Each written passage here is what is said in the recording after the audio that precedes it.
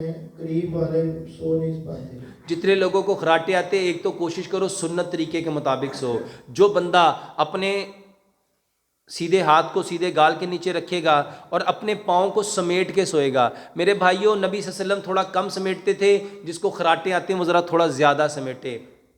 اپنی ٹانگوں کو جتنا پیٹ کے قریب کر لو گے. میرے بھائیوں جب ہم سیدھے سوتے ہیں تو ہمارے خراٹے آنے ہی آنے ہیں، اور سیدھا سونے سے اور الٹا سونے سے اسلام ہمیں منع کرتا ہے. اور میڈیکل سائنس بھی یہی کہتی ہے کہ ہمیں چت سیدھا نہیں لیٹنا چاہیے. جتنے لوگ سیدھا سوئیں گے زمین کے اندر فورس آف گریوٹی جب اس کو کھینچتی ہے تو اس کی وجہ سے خراٹے بہت زیادہ آتے ہیں. جب آپ کروٹ کے بل ہو جاتے ہیں، دیکھتے نہیں جنہوں خراٹے آتے ہیں انہوں کہتے ہیں سائڈ بدل بھائی، اور سائڈ بدل جائے تو اس کے خراٹے کم ہو جاتے ہیں.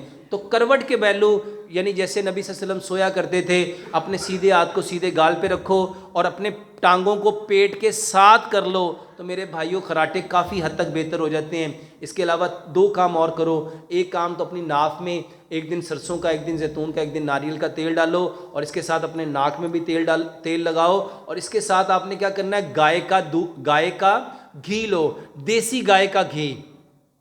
اس کو ہلکا سا گرم کرو، 2 بوندیں اس ناک میں 2 بوندیں اس ناک میں ڈالو. یہ خراٹوں کا بہترین علاج ہے.